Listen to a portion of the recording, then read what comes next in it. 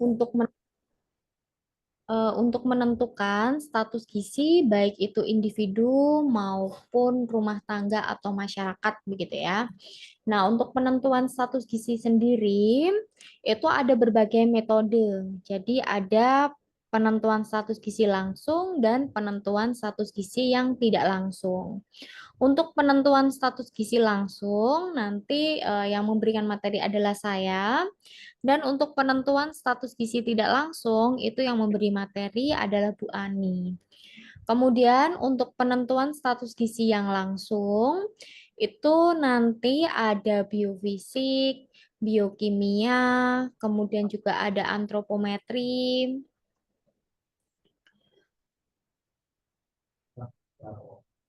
kemudian juga nanti ada penentuan status gizi secara klinis. Jadi dari penentuan status gizi tersebut itu bisa digunakan untuk mendiagnosis gitu ya sebuah penyakit, tapi ini memang kita khususkan itu berkaitan dengan gizinya begitu. Jadi memang difokuskan ke gizinya. Oke. Eh, untuk pertemuan hari ini, nanti kita akan membahas tentang penentuan status gizi secara klinis dan juga antropometri. Dari masing-masing penentuan status gizi tersebut, itu ada ini ya, apa namanya, plus minusnya atau faktor-faktor apa saja yang kita itu bisa menentukan. Kira-kira kita itu mau pakai yang status gizi yang mana sih, gitu ya. Nah, itu nanti disesuaikan dengan tujuan kita itu data yang mau kita dapatkan itu apa, kemudian juga eh, alat yang digunakan gitu ya. Itu juga nanti bisa digunakan sebagai pertimbangan manakah yang akan kita pakai untuk menentukan status gizi gitu. Oke. Kita mulai dulu untuk yang penentuan status gizi secara antropometri. Waalaikumsalam.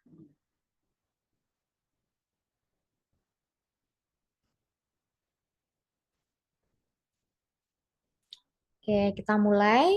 Jadi penentuan status gizi secara antropometri itu sebenarnya apa begitu ya? Jadi antropometri itu berasal dari kata antropos dan juga metros. Nah, antropos ini apa sih sebenarnya? Jadi antropos itu adalah tubuh artinya.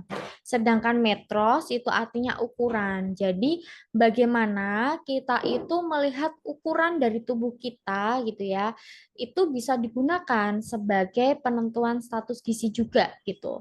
Nah, ukuran tubuh itu contohnya yang seperti apa? Nah, contohnya ukuran tubuh ya yang paling sering kita lakukan ya, seperti kalau kita itu mengukur berat badan kita, itu kan juga sebuah bentuk ukuran tubuh ya. Jadi kita mengecek nih berat badan kita, kemudian mengecek tinggi badan, kemudian mengukur lingkar lengan atas, itu bisa digunakan sebagai salah satu indikasi untuk menentukan status gizi gitu. Kemudian, antropometri gizi itu berhubungan dengan berbagai macam pengukuran dimensi tubuh dan juga komposisi tubuh dari berbagai tingkat umur dan juga tingkat gizi. Kemudian antropometri sendiri itu sangat umum digunakan untuk mengukur status gizi dari berbagai ketidakseimbangan antara asupan protein dan juga energi. Kemudian gangguan ini juga biasanya terlihat dari pola pertumbuhan fisik dan juga proporsi jaringan tubuh seperti lemak, otot, dan jumlah air dalam tubuh. Makanya tadi salah satunya begitu ya, dengan kita mengukur berat badan, tinggi badan, itu untuk melihat berkaitan dengan tadi ya ketidakseimbangan antara asupan protein dan juga energinya. Kemudian keunggulan dari antropometri ini sendiri begitu ya. Alatnya itu mudah didapat dan juga digunakan. Nah, karena tadi ya seperti kalau kita itu mengukur berat badan. Nah, untuk mengukur berat badan itu kan hanya butuh timbangan gitu ya. Kemudian seperti kita untuk mengukur tinggi badan, itu kan kita butuh mikrotois, kemudian juga untuk mengukur lingkar lengan atas itu menggunakan pita lila, dan alat-alat tersebut itu juga selain mudah didapatkan ya, dan juga harganya tidak begitu mahal jika dibandingkan dengan alat-alat yang ada di pengukuran pada biokimia begitu. Kemudian, keunggulan yang lain, pengukuran dapat dilakukan berulang-ulang dengan mudah dan juga objektif. Karena tadi cuma menggunakan ini ya, apa namanya, timbangan dan sebagainya, itu kan pengukurannya dapat ya dilakukan berulang-ulang dan juga mudah gitu. Kemudian, pengukuran tidak hanya dilakukan dengan tenaga khusus yang profesional, tetapi juga dapat dilakukan oleh tenaga lain setelah dilatih. Nah, ini contohnya seperti kayak kadar posyandu. Karena untuk pengukuran antropometri ini banyak sekali dilakukan ketika di posyandu begitu ya. Ketika di posyandu bayi begitu ya, balita itu kan nanti akan diukur berat badannya, kemudian tinggi badannya, lingkar lengan atas, kemudian juga lingkar kepala begitu ya. Kemudian nanti bisa dideteksi ya mana yang stunted, mana yang tidak. Kemudian nanti akan lebih lanjutnya lagi bisa dicek apakah stunted tersebut itu akan mengarah kepada stunting begitu. Jadi ini untuk antropometri itu memang untuk pengukurannya tidak hanya dilakukan oleh tenaga khusus yang profesional seperti dokter gitu ya, tetapi bisa juga dilakukan oleh tenaga lain yang dilatih seperti kader. Kemudian biayanya itu relatif murah karena alatnya itu mudah didapat dan tidak memerlukan bahan-bahan lainnya. Hasilnya mudah disimpulkan karena mempunyai ambang batas dan juga buku rujukan yang sudah pasti. Selain itu juga nanti menurut peraturan begitu ya dari Kemenkes itu ada juga rujukannya begitu ya berkaitan dengan ambang batasnya eh, untuk mana sih yang dia itu masuk ke pendek, kemudian memasuk ke obes dan sebagainya.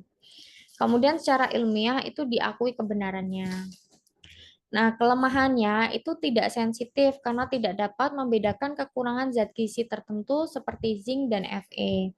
Nah, apabila kita itu mau melihat lebih detail gitu ya, kekurangan zat gizinya, berarti kita harus menggunakan yang biokimia. Jadi selain kita mengukur dengan antropometri, kita bisa menggunakan juga yang biokimia untuk memastikan apakah kekurangan gizi ini gitu ya, itu tuh lebih detailnya tuh kekurangan gizi di bagian apa sih, zat gizi apa sih kayak gitu.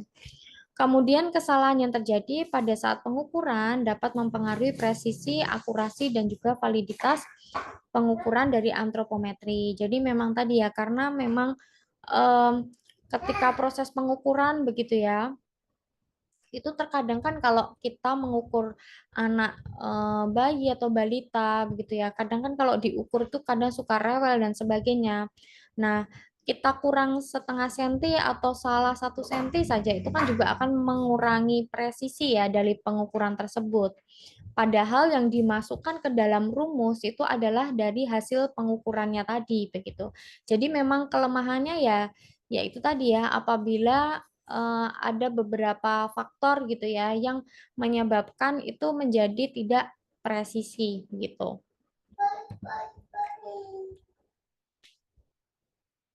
Kemudian sumber kesalahan biasanya berhubungan dengan latihan petugas yang tidak cukup, kesalahan alat atau alat tidak ditera, kesulitan pengukuran. Nah, ini juga bisa menjadi kelemahan dari apa namanya pengukuran yang antropometri. Kemudian antropometri karena tadi ya dia berkaitan dengan ukuran tubuh begitu ya. Di sini ukuran itu dibagi menjadi dua, ada linier dan juga massa jaringan. Nah, maksudnya linier itu apa? Jadi linier ini adalah menunjukkan keadaan gizi ya, gizi kurang akibat kekurangan energi dan protein yang diderita waktu lampau. Jadi yang untuk menggarisbawahi untuk yang antropometri linier itu berkaitan adalah kekurangan gizi yang dia itu diderita waktu lampau atau maksudnya di sini adalah jangka panjang gitu. Nah, contohnya seperti apa? Tinggi badan, kemudian lingkar kepala gitu ya, lingkar lengan atas itu merupakan salah satu bentuk gambaran berkaitan dengan gizi begitu ya, kekurangan gizi waktu lampau karena orang yang karena ini tadi hubungannya dengan ukuran tubuh begitu ya. Kemudian asupan makanan. Nah, ketika kita itu makan banyak gitu ya pada hari ini gitu ya, tidak tiba-tiba tinggi badan kita itu langsung nambah pada hari ini juga begitu. Jadi tinggi badan itu nambah itu juga ada prosesnya. Tidak mungkin langsung ujuk-ujuk dia akan nambah gitu.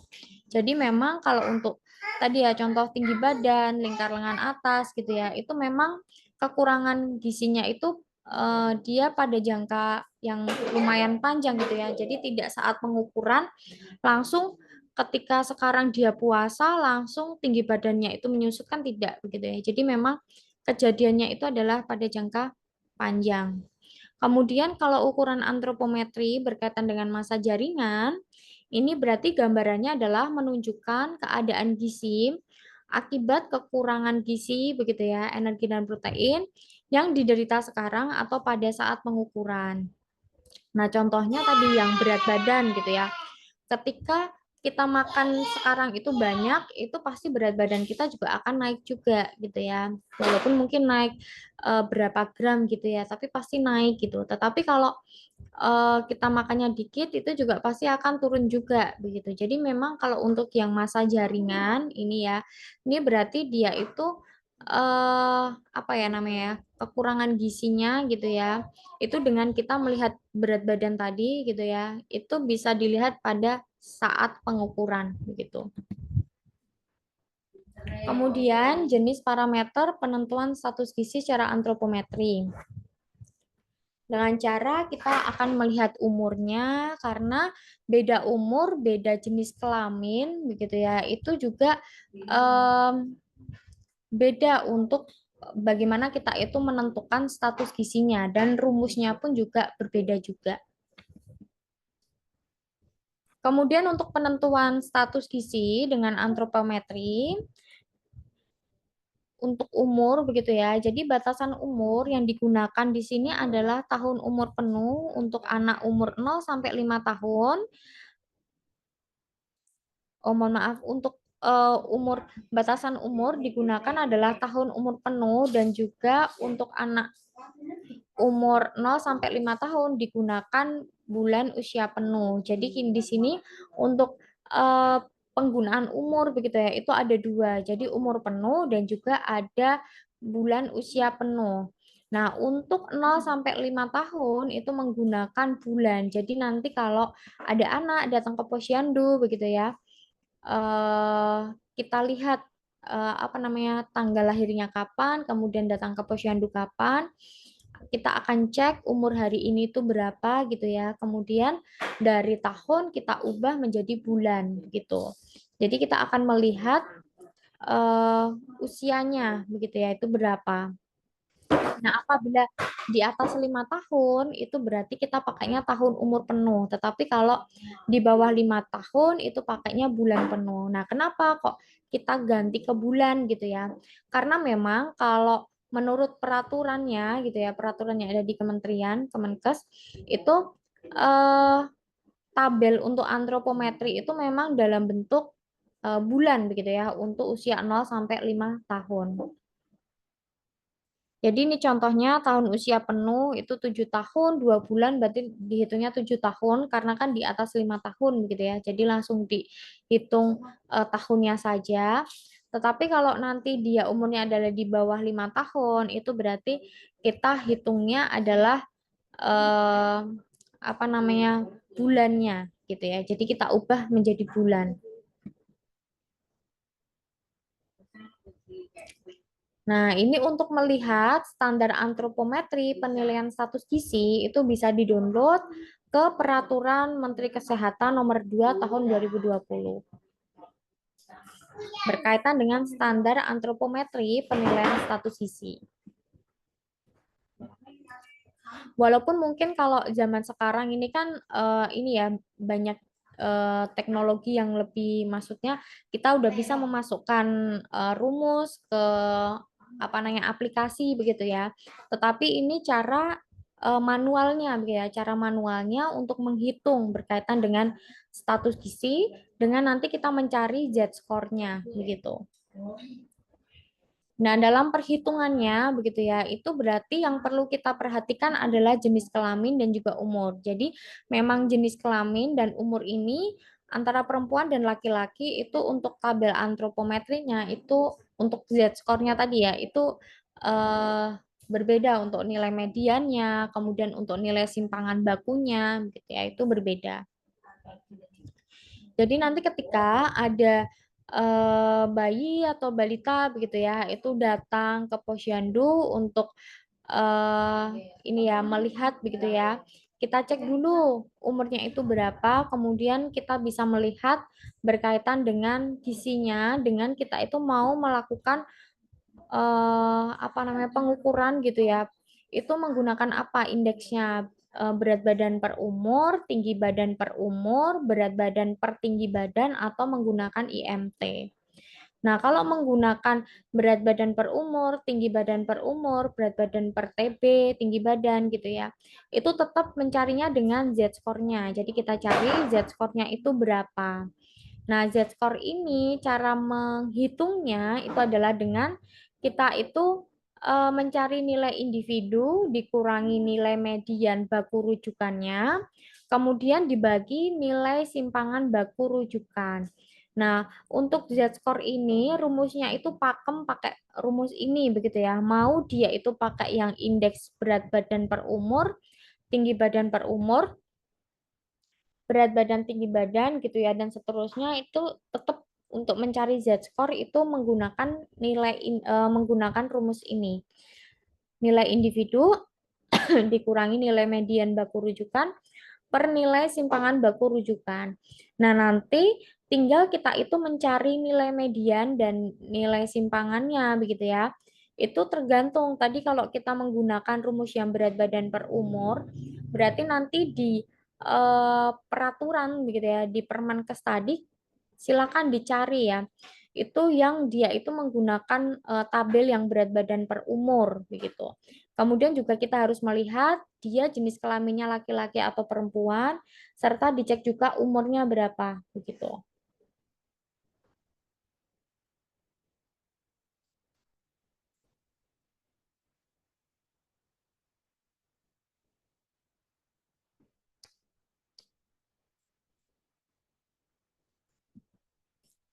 Oke, nah tadi kan ini ada nilai simpangan baku rujukan begitu ya. Nah, nilai simpangan baku rujukan simpangan baku rujukan itu rumusnya dengan plus 1 SD min median dan ada min median min 1 SD. Nah, dapatnya 1 SD plus 1 SD min 1 SD itu dari mana? Itu dapatnya dari Permenkes tadi begitu. Jadi di peraturan tersebut itu sudah ada angkanya begitu ya. Plus 1 SD min 1 SD kemudian mediannya itu ada semua begitu. Nah, kemudian, kapan kita itu menggunakan plus 1 SD min median atau pakai yang median min 1 SD gitu ya. Itu ketika kita itu menghitung ya nilai individu dikurangi mediannya gitu. Nah, jadi ini ya nilai individunya itu berapa begitu dikurangi nilai median. Kalau hasilnya itu negatif, berarti nanti pakainya yang median dikurangi dalam kurung min 1 SD begitu. Jadi ini bukan dimaksud min median gitu enggak ya. Jadi apabila nanti nilai individu dikurangi median itu hasilnya negatif, berarti nanti pakainya rumus yang median dikurangi min 1 SD begitu. Tapi nanti kalau nilai individu dikurangi median itu hasilnya adalah positif atau tidak negatif, itu berarti rumusnya pakai yang plus 1 SD min median.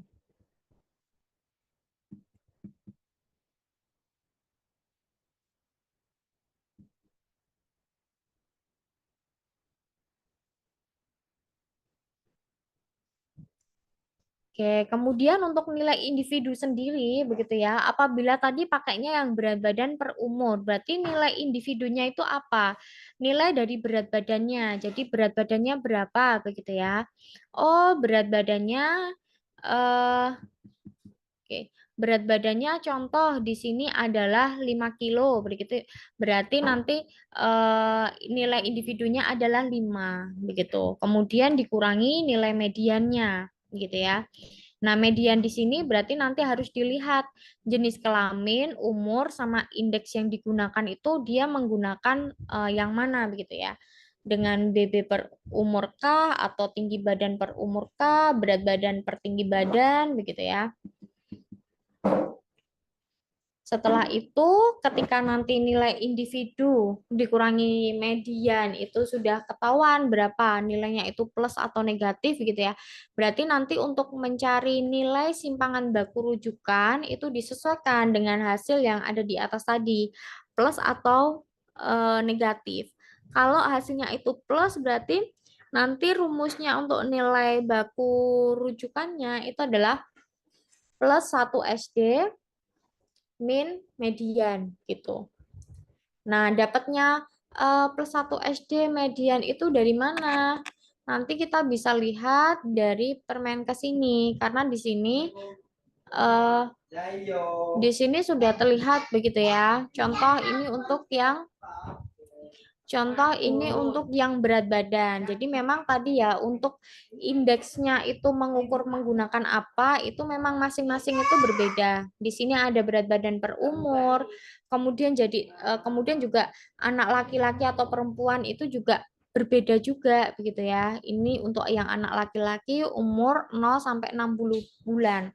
Makanya tadi di bawah 5 tahun itu memang kita ubah menjadi bulan karena memang tabel yang tersedia di sini gitu ya itu menggunakan bulan. Kemudian nanti kita bisa lihat mediannya itu berapa gitu ya. Kalau nanti kita sudah mengukur umurnya dalam bentuk bulan, kita lihat mediannya itu untuk umur 2 bulan itu berapa? Oh, dia 5,6. Kemudian nanti setelah itu baru kita lihat nilai rujukannya tadi ya. Dia nilai rujukannya itu plus atau negatif. Nah, nanti tinggal kita masukkan yang ada di tabel sini ya. SD-nya plus 1 SD kah atau min SD kah begitu ya. Nanti bisa terlihat kalau sudah ketemu hasilnya berapa begitu ya. Baru nanti kita lihat berkaitan dengan status gizinya. Nah, nanti untuk melihat status gizinya itu di sini juga sudah ada ya.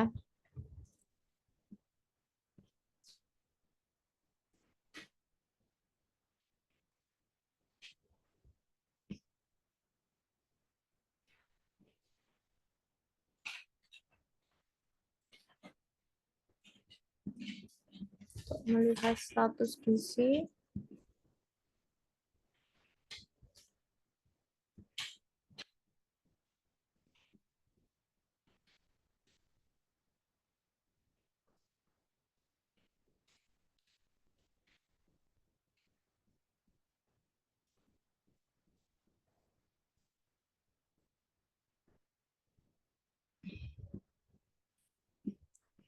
Oke, nah untuk melihat kategori atau ambang batas status gizinya begitu ya, nanti bisa terlihat di sini.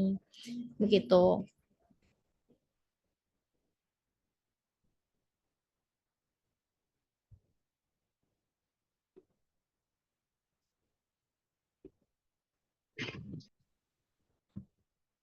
Nah, ini adalah contoh untuk soalnya begitu ya, berkaitan dengan status gizi tadi begitu.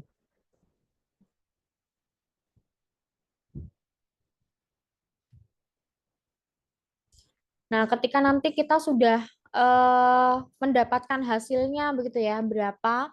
Nah, nanti kita bisa cek, oh ini dia masuk ke sangat kurus, ke kurang begitu ya. Kita cek berdasarkan yang ada di Permenkes tadi.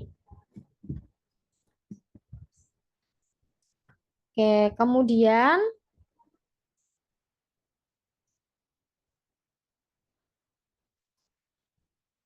Kemudian berat badan ya merupakan ukuran antropometri yang terpenting dan paling sering digunakan pada bayi baru lahir.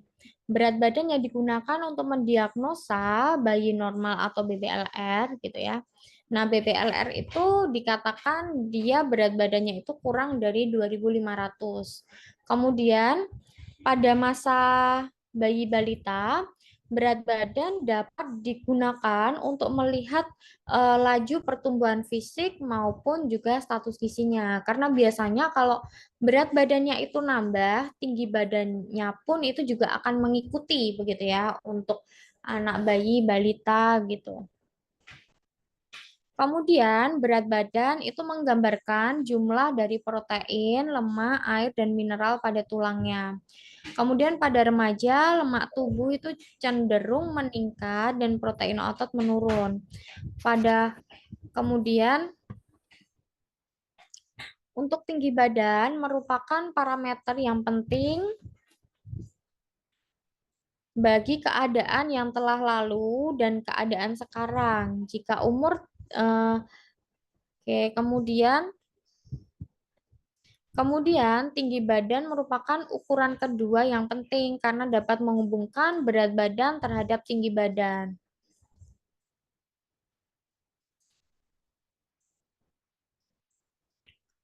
Kemudian untuk lingkar lengan atas. Untuk lingkar lengan atas merupakan salah satu pilihan untuk penentuan status gizi karena mudah dilakukan dan juga tidak memerlukan alat-alat yang sulit diperoleh dengan harga yang lebih murah juga gitu. Kemudian lingkar lengan atas sendiri juga ya untuk pengukurannya pada kelompok wanita usia subur merupakan salah satu cara untuk mendeteksi dini gitu ya yang mudah dan juga dapat dilaksanakan oleh masyarakat awam juga untuk mengetahui kelompok berisiko kekurangan energi kronis gitu. Nah, kapan seseorang itu dikatakan dia lingkar lengan atasnya gitu ya, dia masuk ke dalam KEK begitu ya. Itu apabila ketika diukur ya wanita tersebut itu bisa beresiko KIK apabila ambang batas LLA-nya lingkar lengan atasnya itu kurang dari 23,5 cm. Atau kalau kita lihat pada pitanya begitu ya, dia masuk di bagian merah merah pitanya begitu. Berarti itu masuk ke dalam risiko KIK. Nah, risiko KEK ini anjurannya apa? Jadi harus makan yang cukup dengan pedoman gizi yang seimbang begitu ya. Kemudian jadi intinya adalah memperbaiki dulu begitu ya, memperbaiki dulu gizinya gitu ya. Supaya nanti eh, apa namanya? Calon ini ya bayinya gitu ya janin yang ada di dalam kandungannya apabila hamil gitu ya, itu juga bisa tercukupi berkaitan dengan gizinya.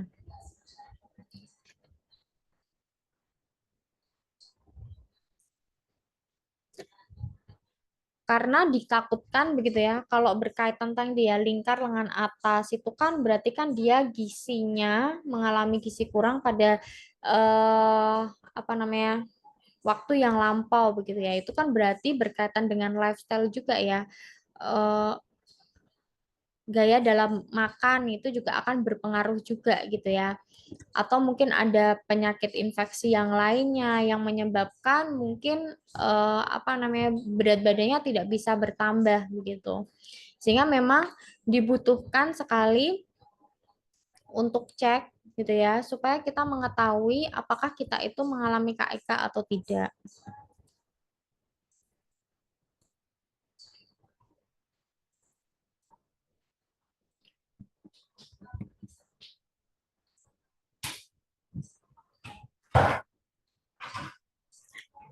Kemudian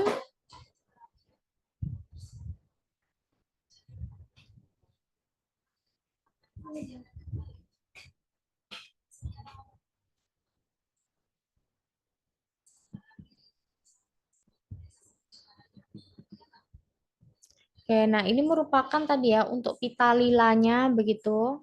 Jadi untuk wanita usia subur dan juga bayi ini memang eh, menggunakan pita lilin yang sama, tetapi itu kan dia ada dua sisi. Jadi sisi yang kita pakai nanti kalau untuk yang wanita usia subur itu kita pakai yang wanita usia subur. Tapi kalau untuk bayi itu berarti nanti menggunakan sisi yang sebaliknya begitu.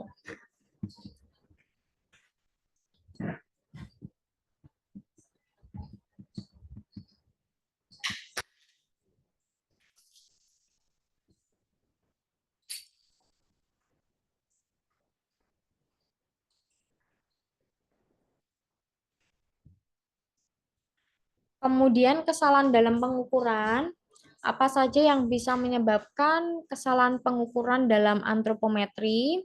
Yang pertama adalah waktu melakukan pengukuran tinggi badan itu tanpa memperhatikan posisi orang yang diukur. Jadi itu bisa mempengaruhi berkaitan dengan eh, kesalahan dalam pengukuran begitu ya. Apabila mengukurnya gitu ya dalam posisi contoh mungkin untuk tinggi badan gitu ya itu dengan dia itu tidak melepas alas kakinya begitu ya itu nantinya kan akan menyebabkan ada penambahan tinggi badan ya mungkin kalau alas kakinya itu dia menggunakan sol yang tinggi begitu kemudian juga eh, ketika mengukur berat badan gitu ya, dia ternyata menggunakan tas yang berat atau memakai tas gitu ya, itu kan nanti bisa menambah untuk ukuran berat badannya begitu. Sehingga memang ketika melakukan pengukuran tersebut perlu diperhatikan posisinya gitu. Kemudian waktu penimbangan berat badan timbangan belum di titik nol. Kemudian kesalahan yang disebabkan oleh tenaga pengukur itu juga bisa menyebabkan kesalahan dalam pengukuran. Mungkin salah dalam apa namanya mencatat begitu ya. Tadi lupa apa namanya angkanya berapa sehingga salah untuk mencatat itu juga bisa terjadi begitu.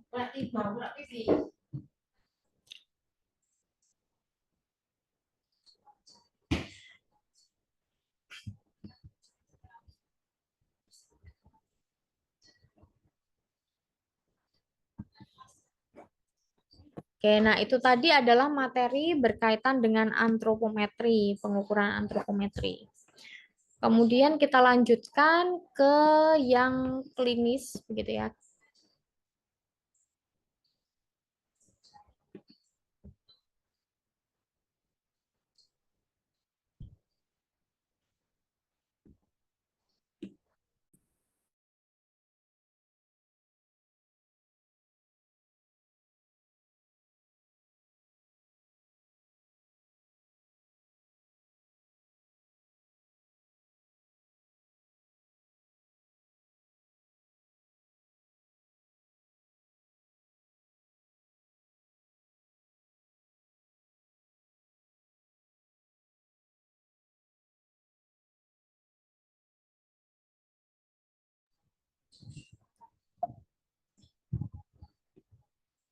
Oke, saya lanjutkan untuk penentuan status gizi secara klinis.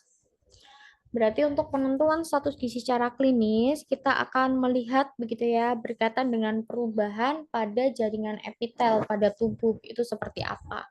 Kemudian juga kita akan melihat tanda gejala dari eh, munculnya gitu ya penyakit berkaitan dengan gizi. Itu tanda gejalanya apa sih? Nah, dari situ kita akan melakukan diagnosis. Ini dia masuk ke penyakit apa gitu.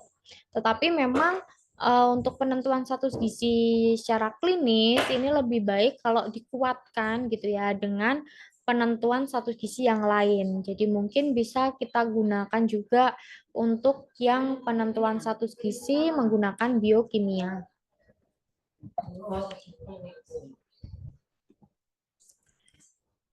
Pengertiannya sendiri, jadi untuk metode ini didasarkan atas perubahan yang terjadi yang dihubungkan dengan ketidakcukupan zat gizi. Kemudian kita bisa melihat pada jaringan epitelnya seperti kulitnya, kemudian mata, rambut, mukosa oral, atau organ-organ yang dekat dengan permukaan tubuh seperti kelenjar tiroid. Jadi kita akan melihat begitu ya, karena memang yang kita gunakan di sini adalah indera penglihatan kita untuk melihat tanda gejala yang mulai muncul berkaitan dengan kekurangan gizi. Keunggulannya, pemeriksaannya itu relatif murah, kemudian pemeriksaan tidak memerlukan tenaga khusus, tetapi tenaga paramedis yang bisa dilatih, begitu ya. Kemudian sederhana, cepat, mudah diinterpretasikan, tidak memerlukan peralatan yang rumit. Kemudian keterbatasannya, beberapa gejala klinis itu mungkin tidak mudah dideteksi begitu ya.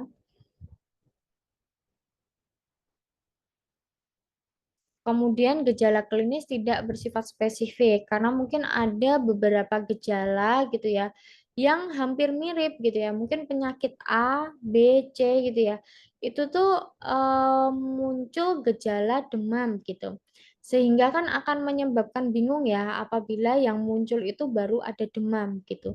Sehingga kita nggak tahu nih kira-kira ini tuh penyakitnya apa, spesifik gejala yang muncul dari penyakit tersebut itu apa. Ini kan kita agak susah ya kalau memang gejala yang muncul itu masih seperti umum gitu. Kemudian adanya gejala klinis yang bersifat multiple, ya tadi ya, jadi ganda begitu ya, hampir mirip-mirip. Kemudian gejala klinis dapat terjadi pada waktu permulaan kekurangan dan dapat juga terjadi pada saat sembuh. Jadi ketika sembuh itu baru muncul ya.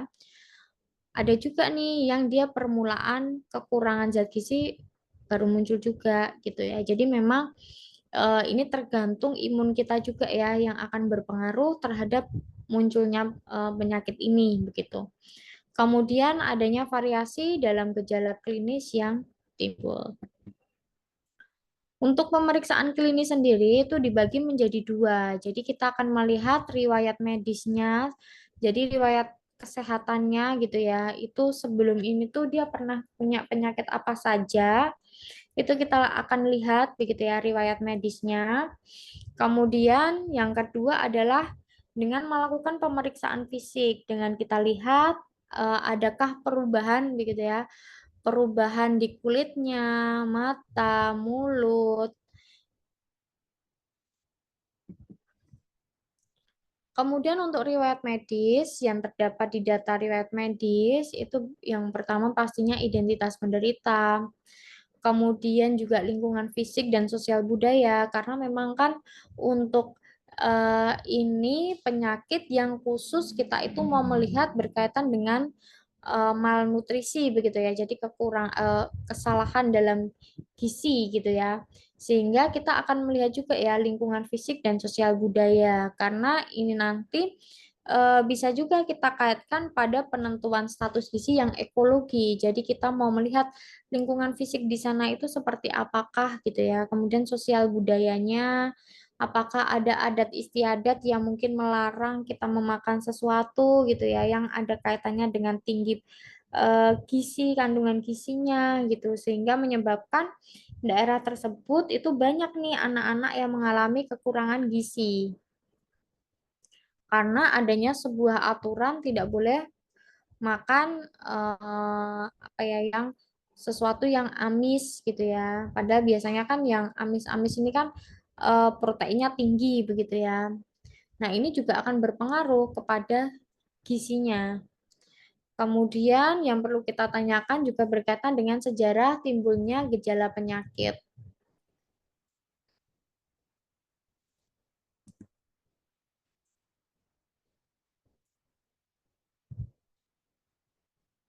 Kemudian identitas penderita ada umur, jenis kelamin, pendidikan, dan juga pekerjaan.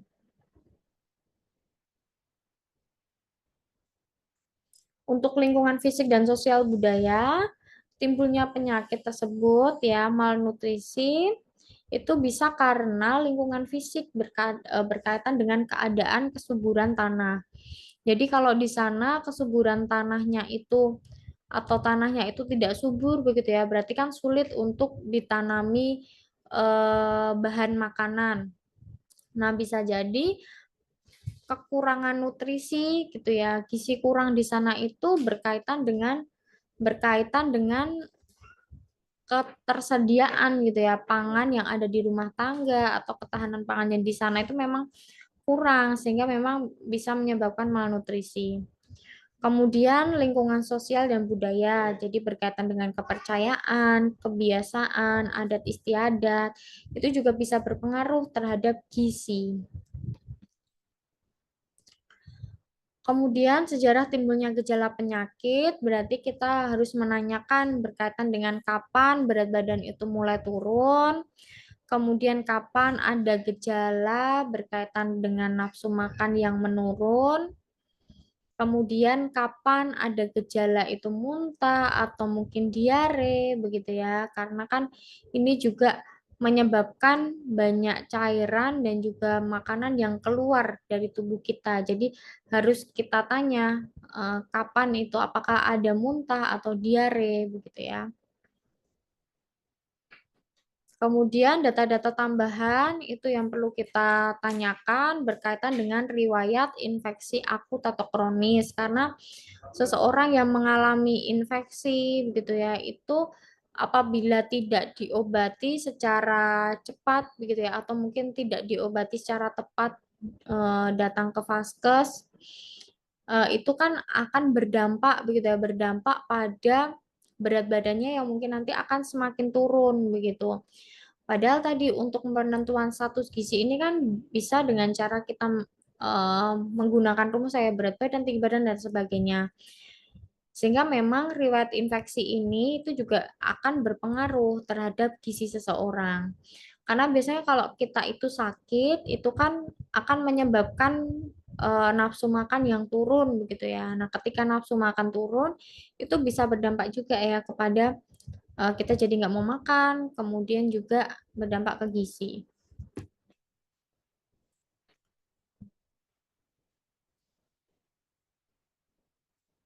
Kemudian data-data tersebut dikumpulkan dengan cara wawancara atau observasi langsung. Oke, kita tunggu sebentar ya, Azan.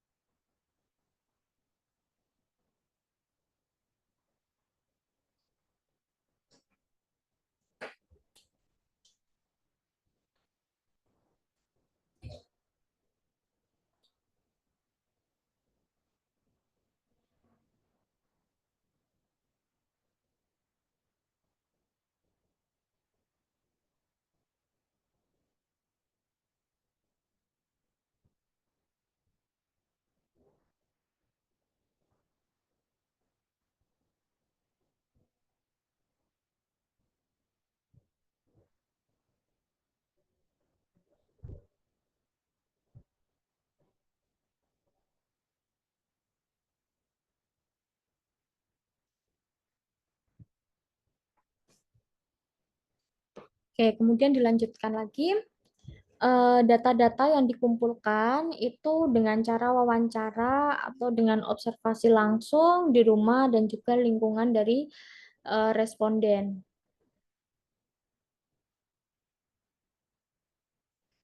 Kemudian semua informasi tersebut dikumpulkan untuk mengetahui lebih lanjut apakah gizi kurang tersebut itu disebabkan gitu ya oleh penyebab primer seperti konsumsi makanan atau mungkin sebab lainnya seperti penyakit menahun, obat-obatan yang lama dikonsumsi atau mungkin juga terbentuk karena keturunan gitu ya.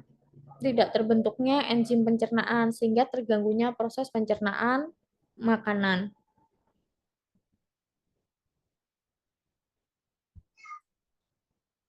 Kemudian untuk pemeriksaan fisik,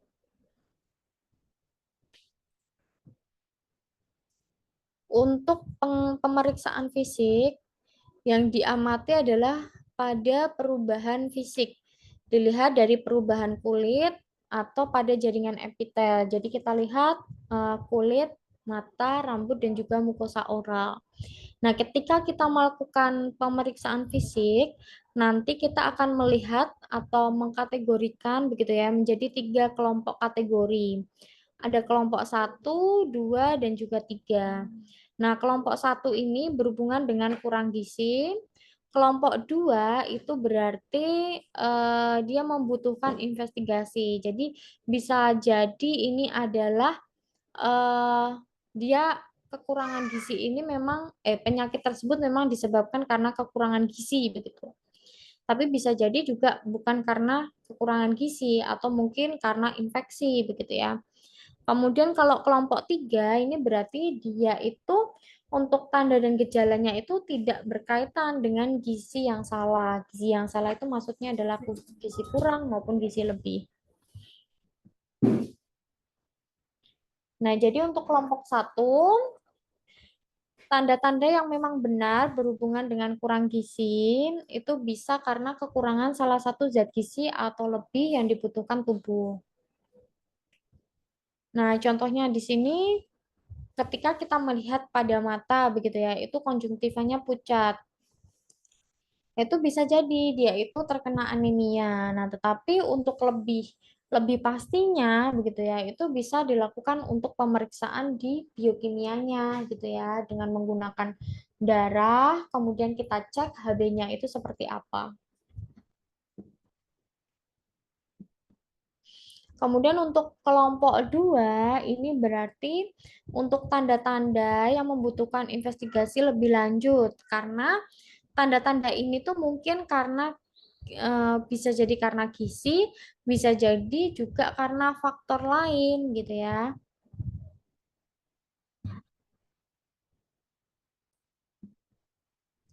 Oke, jadi ini contoh berkaitan dengan mata begitu ya. Jadi eh, ada penyakit tertentu begitu ya. Ini mungkin bisa jadi karena kekurangan vitamin A, tetapi bisa juga ini karena penyakit infeksi.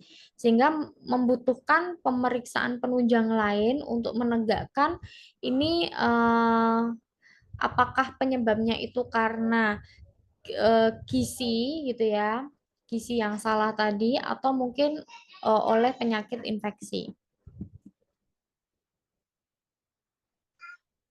Kemudian kalau yang kelompok ketiga ini berarti tanda-tandanya itu tidak berkaitan dengan gizi, begitu ya. Sehingga nanti apabila penyakit tersebut ketika dicek tanda gejalanya dia tidak masuk ke dalam gizi, berarti dia masuk ke kelompok 3.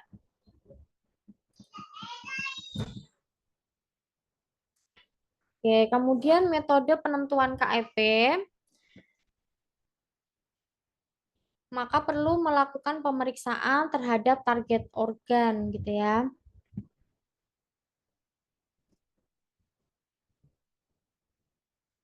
Kemudian seperti anemia, ini ada 5L, lemah, letih, lesu, lunglai gitu ya.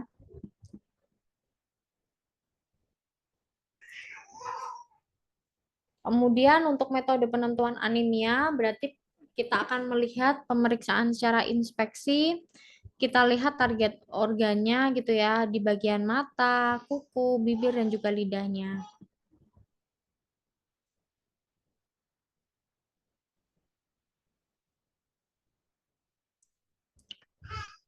Kemudian juga ada gangguan akibat kurang yodium atau GAGI.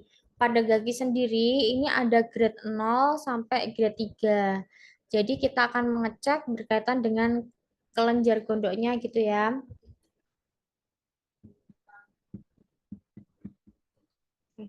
Nah, itu tadi adalah untuk ini ya penentuan status gizi yang klinis. Jadi untuk yang antropometri dan juga untuk klinis itu memang dia memiliki kelebihan dan juga kekurangan masing-masing begitu ya.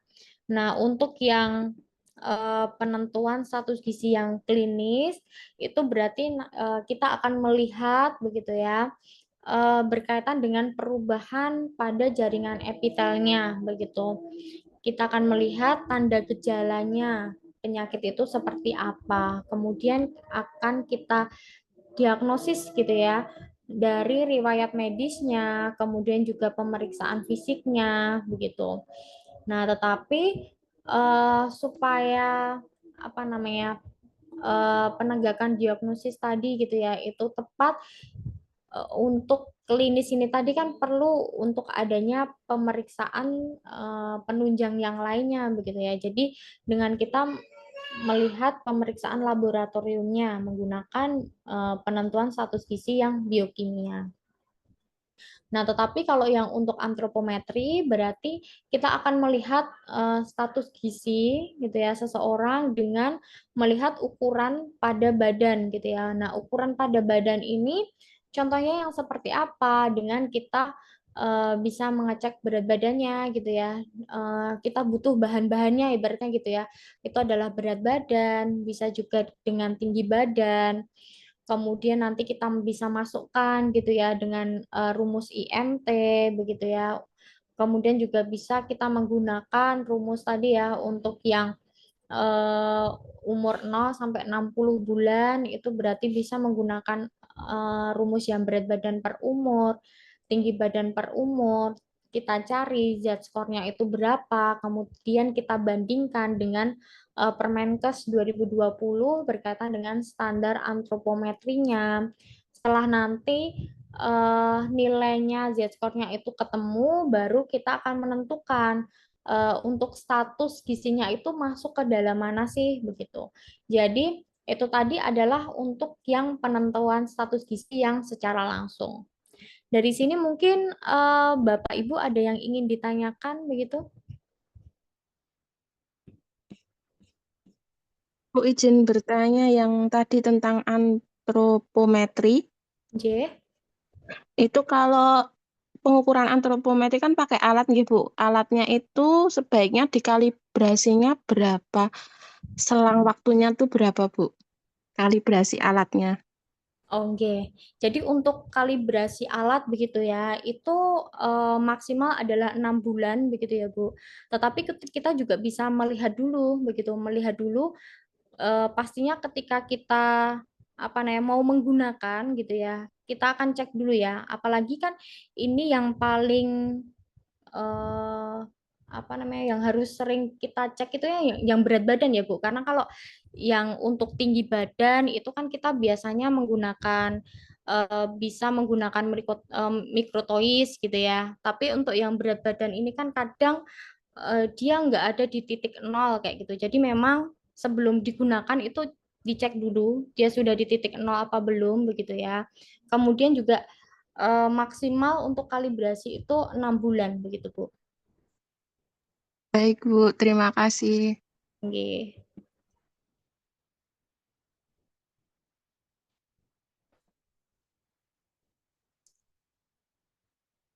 Mungkin ada lagi atau kita cukupkan dulu untuk pertemuan hari ini. Nanti untuk selanjutnya berarti untuk Pak Diki nanti bisa menghubungi Bu Ani begitu ya untuk apa namanya pembelajaran untuk PSG atau penentuan satu sisi. Nanti berarti untuk Bu Ani itu membahas yang penentuan status gizi yang tidak langsung begitu. Kemudian untuk UTS-nya berarti kan nanti sama saya. Nah, untuk UTS-nya nanti kita ini aja ya, IC gitu ya. Kemudian nanti dikumpulkan di Spada begitu. Jadi tidak dalam bentuk kuisis karena ditakutkan nanti kalau apa namanya malah ini ya. Jadi maksudnya intinya adalah saya ingin mempermudah Bapak Ibu semuanya gitu ya. Jadi nanti saya kasih soal gitu ya secara IC, kemudian nanti dikumpulkan di Spada begitu. Apabila nanti kalau untuk pengumpulannya sudah ready, nanti saya infokan ke Pak Diki, begitu nggih? Baik, Bu, setuju. Nggih, nggih. Kalau begitu mungkin saya cukupkan dulu untuk pertemuan hari ini. Mohon maaf apabila ada salah kata. Wassalamualaikum warahmatullahi wabarakatuh. Waalaikumsalam warahmatullahi Waalaikumsalam wabarakatuh. warahmatullahi Terima kasih. wabarakatuh. Terima kasih, Bu. Terima kasih, Bu. Hilang sudah. Terima kasih, Bu.